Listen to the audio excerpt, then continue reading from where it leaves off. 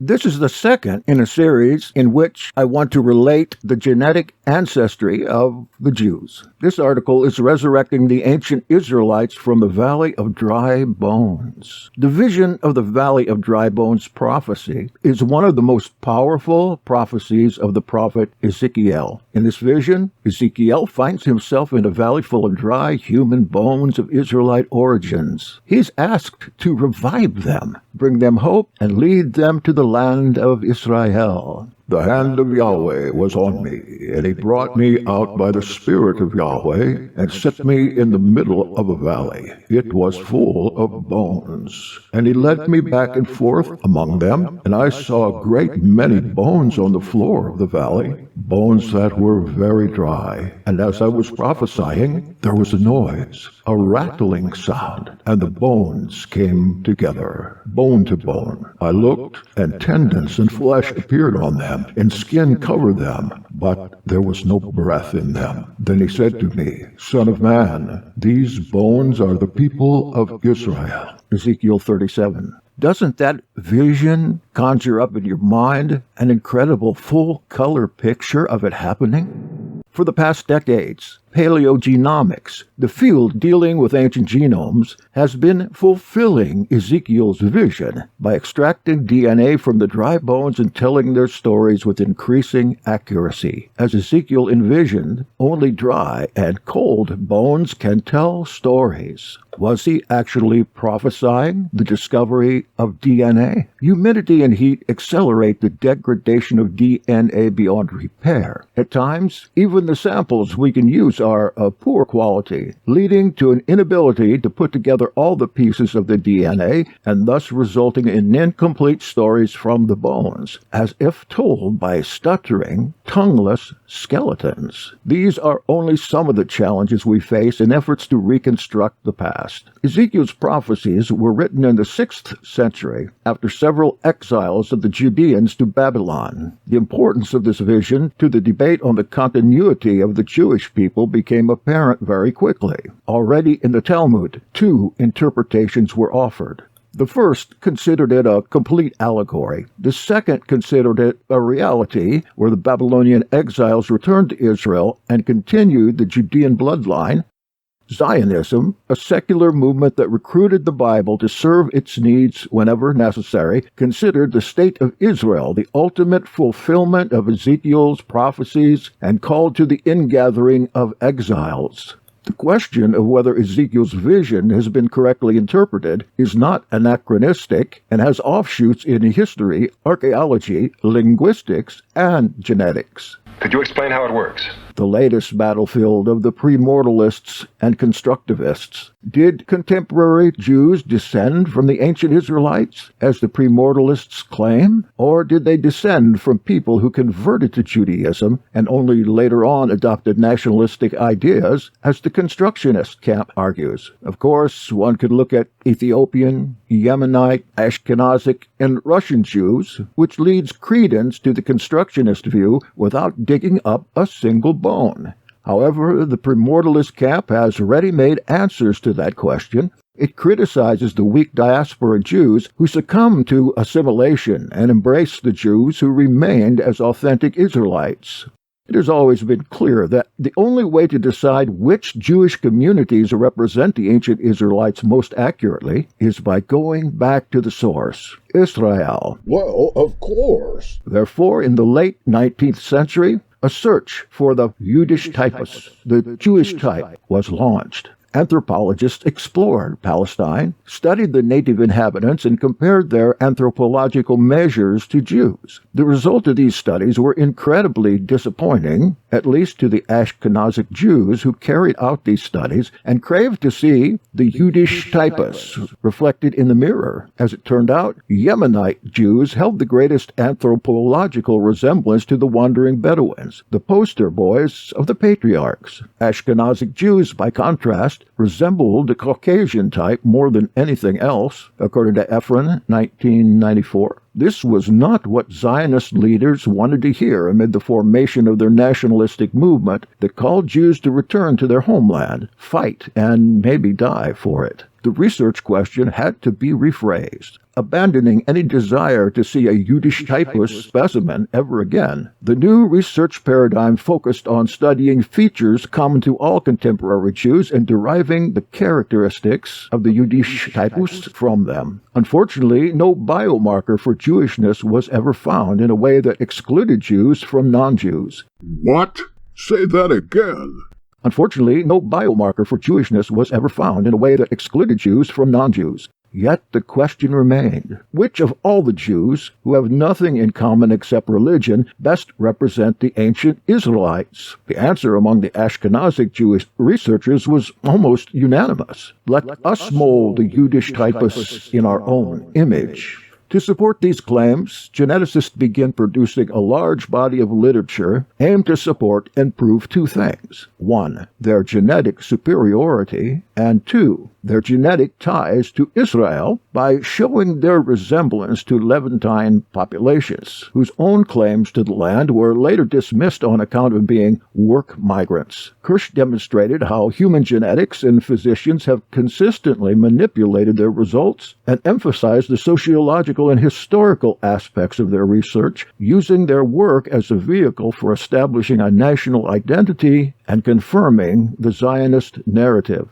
The mammoth in the room was the lack of genetic evidence from the ancient Israelites that would allow testing the similarity of their DNA to that of modern-day Jews. Since no one imagined that mammoths would ever come to life, they avoided the problem completely. It was much easier to pretend that modern-day Jews and Ashkenazic Jews in particular are living replicas of the ancient Israelites who not only were all related to one another, but also resisted the gene flow from non-Jews all this time. Despite the imagined link between modern-day Jews and the ancient Israelites, the claims of the primordialist camp became well accepted in the direct-to-consumer industry. The myth of the Cohen gene, or the 4 mitochondrial mothers that we talked about in the last section, produced by the members of this camp, became the bedrock of the genetic Judaism era, where one needs only to order a genetic test from the right company to receive a Jewishness certificate. That's interesting. Paleogenomics changed all that. Thanks to advances in the field, it became possible to extract DNA from ancient people and identify their mitochondrial haplogroups and even autosomal DNA.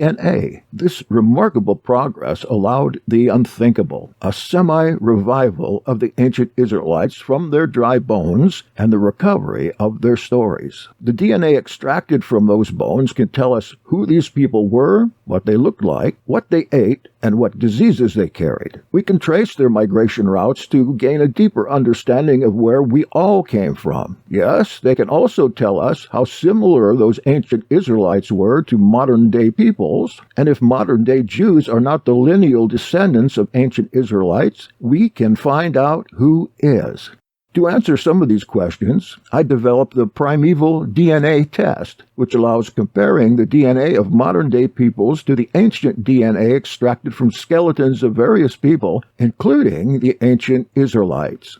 The ancient Israelites were obtained from 3 regions: Motza Taktik at the territory of the tribe of Benjamin, Pekin in Naphtali, and Rockefet Cave in Manasseh, near the valley of the Rockefet River. The bones still cannot speak, but in their own way, they have a lot to teach us and allow us to reevaluate our core beliefs. The answer to the question, who is closer to the ancient Israelites, rests in the DNA extracted from some 50 bones of ancient Israelites and Judeans, with many more to come. Are modern-day Jews mostly Middle Easterners or ancient Israelites, like Austrier claims? We might have wished that they were, but the answer is no. After examining the results of 80 Jews from various communities, I couldn't help noticing the irony considering how the progress in population genetics validated the findings of the 19th century anthropologists who combed the Levant in an honest search for the Yudish typists before the repercussions of their findings became clear and the results were deplored on every stage. The most similar Jews to the ancient Israelites who left their dry bones in the Rockefeller Valley in Israel were Yemenite and Mesopotamian Jews, but that genetic similarity was less than 15% on average, in agreement with our previous analysis ascribing less than 5% ancient Levantine ancestry to Ashkenazic Jews. Yet these averages mask the high heterogeneity among all Jewish communities. Some people may share the highest similarity with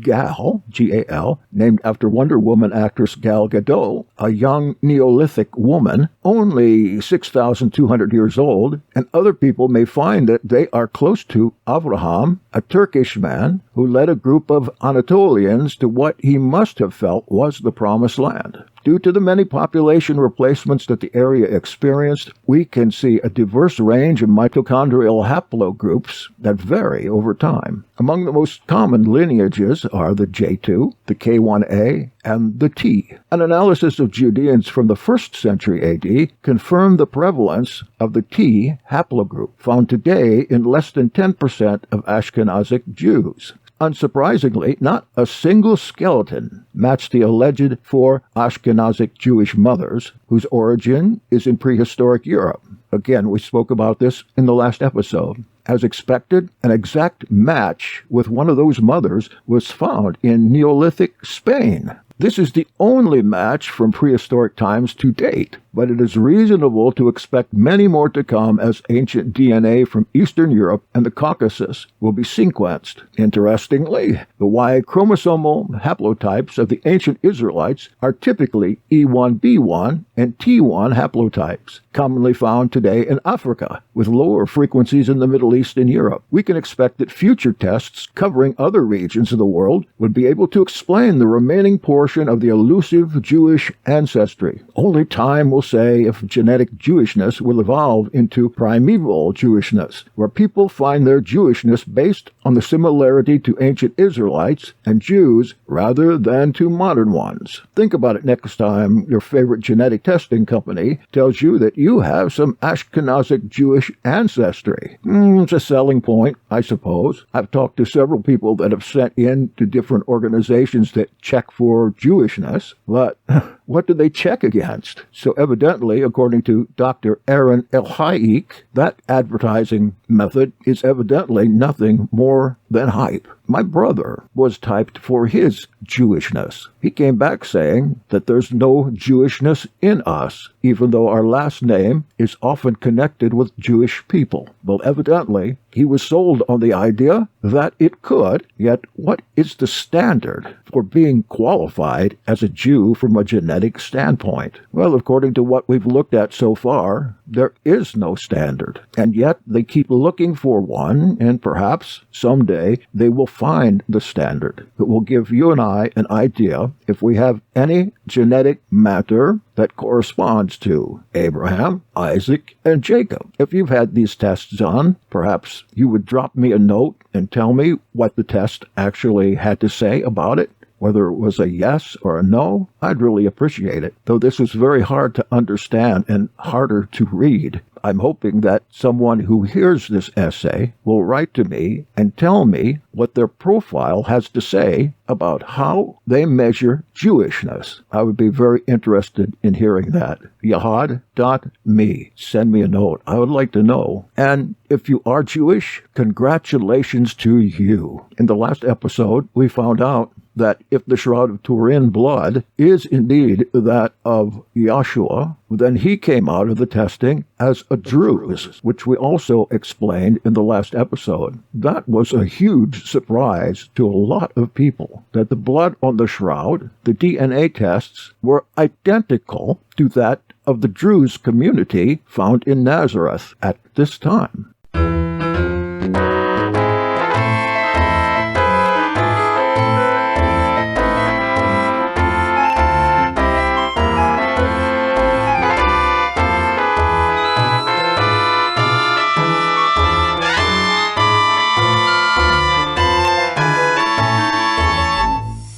We are climbing Jacob's ladder, every rung gets higher, higher. What is the real meaning of Jacob's ladder? Maybe it's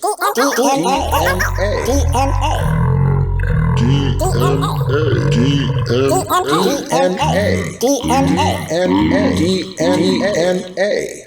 Jacob's ladder is the common term, particularly in the West, used to describe a bridge that connects heaven and earth. More broadly speaking, the ladder represents an ancient symbol of unknown origins that appears in the cultures from Scandinavia to China and dates at least as far back as the civilizations of Mesopotamia. Today, some would argue the ladder symbol reflects ancient knowledge of DNA as well. What do you think? This connection between the symbol of a ladder and an ancient understanding of DNA is most likely not true. But Jacob's ladder does provide unique insight into how humans independently visualize the same symbol to express deeply felt hopes and fears.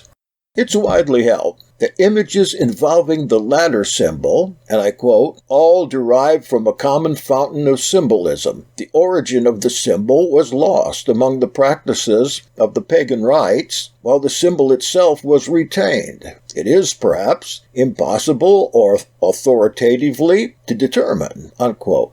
The phrase Jacob's ladder specifically refers to a dream of the Abrahamic patriarch Jacob, in which he saw angels using a ladder to move between the two realms. From Genesis 28:12. Brother, would you take it here?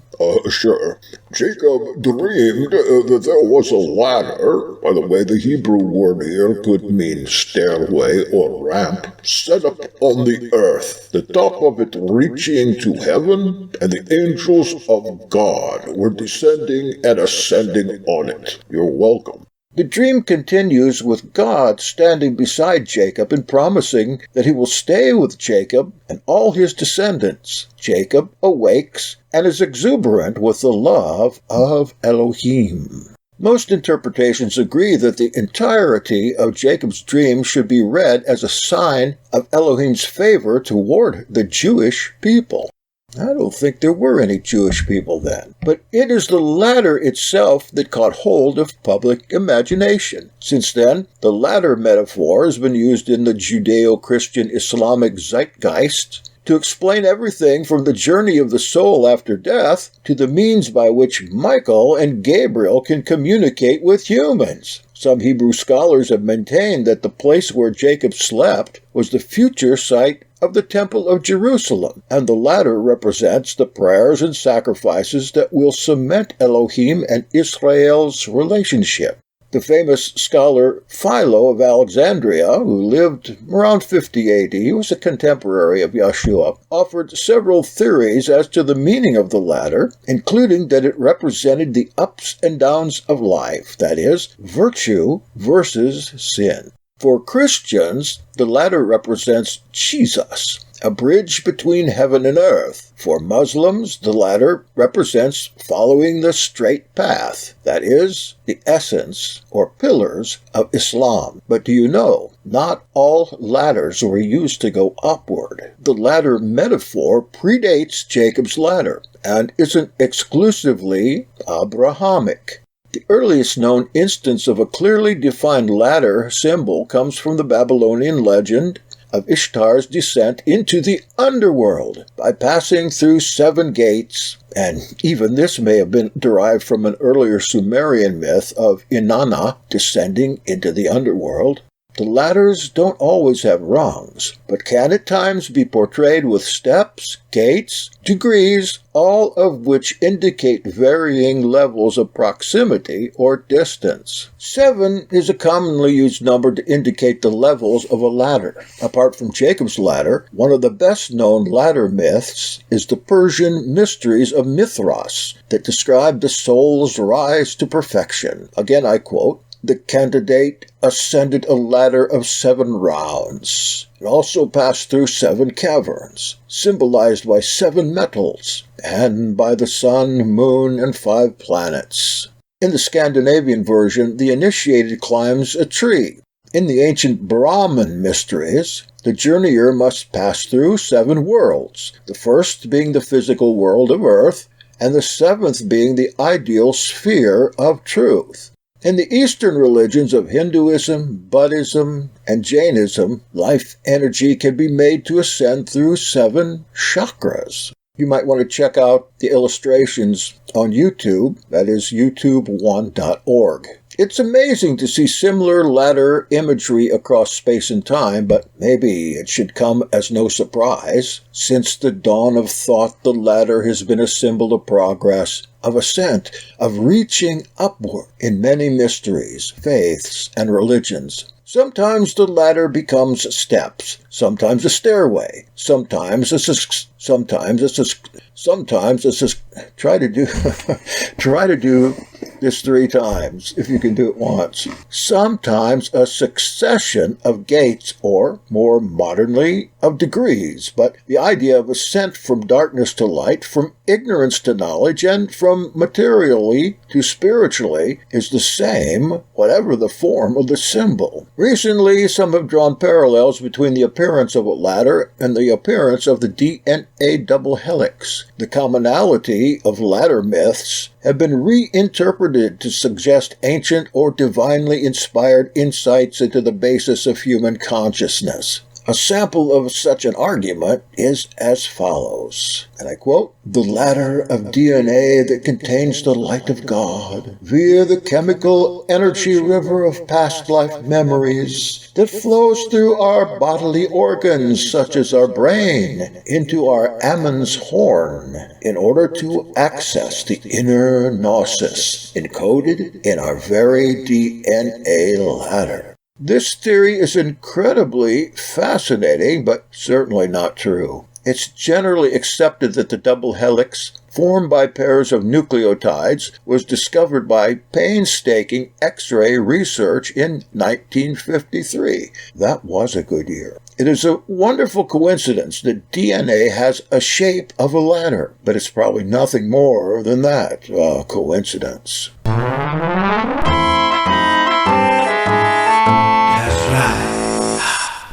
But now let us go on to the story of Jacob's ladder and the stairway to heaven. Jacob's ladder is the name given to the stairway that appears in the dream of the biblical patriarch Jacob. But the ladder has also come to symbolize a connection between earth and heaven, or the cosmos, as well as the history of mankind, in which the steps of the ladder represent the succession of kingdoms that have ruled the world. Jacob's dream occurred during his flight from his twin brother, Esau, who intended to kill him. In this dream, Jacob saw a ladder, or in some translations, a stairway, or a fire pole, or a big long rope that connected heaven to earth. Additionally, Jacob is said to have seen God at the top of the ladder, and also angels who were ascending and descending this structure. So according to Genesis, Jacob is said to have stolen his brother Esau's birthright, which was his claim to inheritance and his father's blessing. As a result of this, Esau was furious with Jacob and sought to kill him. Jacob was warned of his brother's intention by Rebekah, their mother. He was also told to flee and to go to the house of his uncle Laban in Haran until Esau's fury subsided.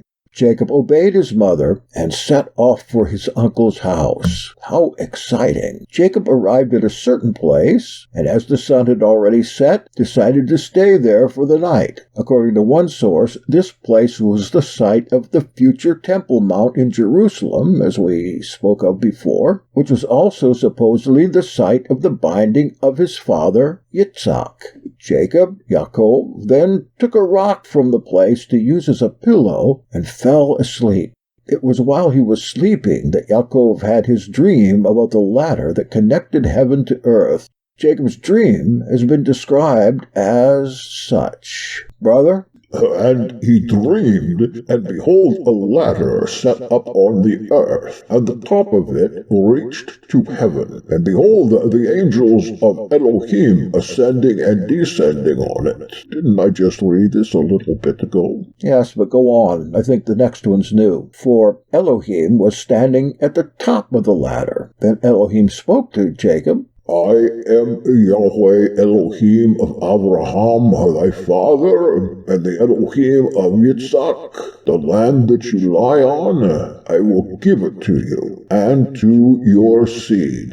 And your seed shall be as the dust of the earth, and you will spread abroad to the west, and to the east, and to the north, and to the south. And in you, and in your seed, will all the families of the earth be blessed. So behold, I am with you, and will keep you in all places whither you go, and will bring you again into this land, for I will not leave you until I have done that which I have spoken to you. Good job. When Jacob woke up in the morning, he took the rock that he had used as a pillow and set it up as a pillar. He poured oil on it and named the place Beit El, meaning House of El, though it is said that it was originally known as Lutz. And after making a vow, Jacob continued his journey. Jacob's ladder has been interpreted in a variety of ways. Some we've already mentioned. One of the most common interpretations is that the ladder represented the connection between heaven and earth. Some believe that this connection is symbolic and represented by Jacob's family and the patriarch's divine connection with Elohim's graces. This idea of Jacob's recognition of his destiny is maybe seen in his vow following his vision. If Elohim will be with me, and will keep me in this way that I go, and will give me bread to eat and clothing to wear, so that I come again to my father's house in peace, then Yahweh shall be my Elohim. I was just talking tonight to a man that made that kind of vow. A man that decided, along with his wife, to step out of the system. And we had a good talk. And next week, I'm going to interview that family. They've been walking this way for 3 years, following Torah, pronouncing several of the blessings of this nation, and studying the things that were pleasing to Elohim. I'm looking forward to that talk. I have met a few like him, and I've met a lot who said they were going to follow Jacob's path, but found it too hard. Well, it is hard to rely on Elohim, but I think if I had a vision like this, as Jacob did, I could have easily said, then Yahweh shall be my Elohim. But let us continue. Another well-known interpretation of Jacob's ladder is that it is said to be a representation of the history of humankind. And according to this interpretation, the steps of the ladder symbolize the succession of kingdoms that rule the world and the ups and downs of humanity. Now, I have never heard that interpretation. But let's see what it's all about. Yet another interpretation is that Jacob's ladder stood on the boundary of the land of Israel and the rest of the world. The angels who had accompanied Jacob during his journey in Israel are said to return to heaven by ascending the ladder. For his travels outside Israel, the angels whose domains are outside Israel descend the ladder to accompany Jacob. And finally, there's a mystical interpretation of Jacob's ladder, which proposes that the ladder may be read as a means to achieve spiritual elevation, enlightenment, or ascension. In this case, the angels have been interpreted variously as representations of reincarnation, that is, ascending and descending of bodies or souls, or human souls rising in virtue or falling in sin. With this interpretation, could performing virtuous acts be seen as a way to ascend Jacob's ladder? I don't know about you, but whenever I get into the idea of reincarnation, I just want to walk away. And how people can interpret Yeshua as someone that didn't die but really was reincarnated in another body, I don't know what they're looking at. They're not looking to what he said. So many possibilities for interpreting the latter. But the latter can also be used to teach various moral lessons, but the true meaning may be something far beyond current human understanding. When I was reading 2 Peter, I did a couple presentations on that. I noticed at the very first of the book, Kifa, or whoever wrote that, talks about stages on the path to perfection. There's 3 different places, I think, in that first chapter. It's like climbing a mountain. In fact, I called the presentation the Everest of Perfection. I see some in the writings of Paul that remind me of ladders, like where he pronounces 15 sins, each one worse than the other, and I think Barnabas does that too. However, this ladder has been co-opted by the New Age movement, which should be called Old Age because it's nothing but heated up Gnosticism, and its partner, heated up Kabbalah. That makes me sad, because actually, in reading the text, there is nothing mystical about it. It's just a plain, clear lesson. Did he really see angels going up and down on a ladder? I have seen far more fantastic things than that in my dreams, and so have you. Let's try not to overinterpret. Interpretation, that brings us to one last article here on DNA and the Dead Sea Scrolls, which could use a lot more interpreting. Do you like the scrolls? I love the scrolls. They brought me into a new way of thinking completely. I'm an Essene. I guess an Essene really a good term to use, but it's well recognized. More like an Enochian, because before there was an Essene, there were Enochians. Essene is just kind of a catch-all term for a lot of movements like Enochianism, Nazarene, Ebionite, Elkassaite, Hebrew Roots movement. That's a little more Jewish rabbinical than Essene, and all the calendar studies that are being done. But let's look to the scrolls for just one instant, and then if you happen to get this far, I'll let you go. And when we're talking about DNA in the scrolls, and primarily, it is so difficult to put thousands of pieces together. One way that they're able to succeed in some is to reveal the DNA of the animal skins upon which they were written. In fact, the Dead Sea Scrolls are a collection of about 25,000 fragments, including the earliest known copies of books in the Hebrew Bible. But now the famous scrolls are being reassembled using DNA fingerprints that scientists have gathered from the animal skins on which they were written over 2,000 years ago. I wish some more caves would open up. As you know, the Dead Sea Scrolls is probably the most incredible discovery of the entire 20th century, if not of the entire millennia. There's a new paper published in the journal Cell. It describes the piecing together of thousands of fragments as being like a jigsaw puzzle. And in this instance, the pieces are DNA samples gathered from the animal skin. The paper's lead author and biologist, Oded Rekavi of Israel's Tel Aviv University, said this discovery of the 2,000-year-old Dead Sea Scrolls is one of the most important archaeological discoveries ever made. I must agree.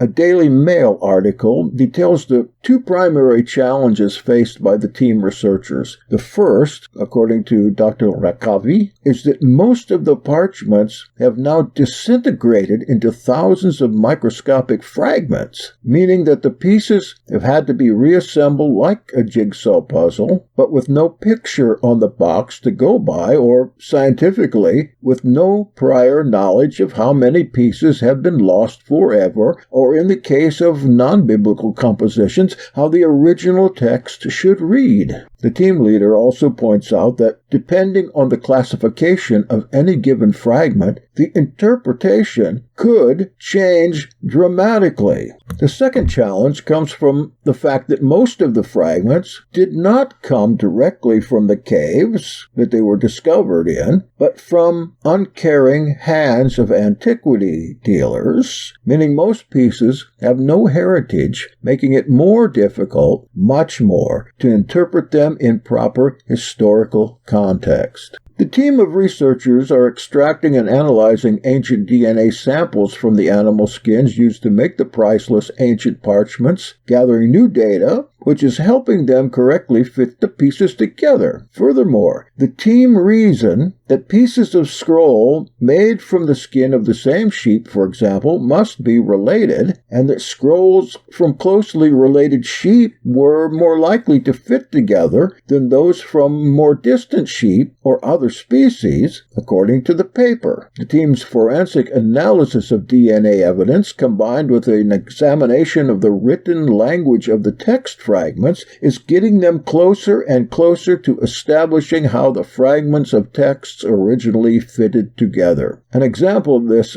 animal DNA logic in action can be seen in some of the oldest of the scrolls, especially in those with the biblical book of Yirmiyahu, Jeremiah, where it was discovered that two scroll fragments previously thought to fit together were in fact made from a different sheep and cow skins, suggesting that they didn't actually belong together. According to the paper co-author and Noam Mizrahi, also of Tel Aviv University, the new analysis of the texts found that these Jeremiah pieces not only belong to different scrolls, but they also represent different versions of a prophetic book. Multiple copies of books. Obviously, they weren't all the same.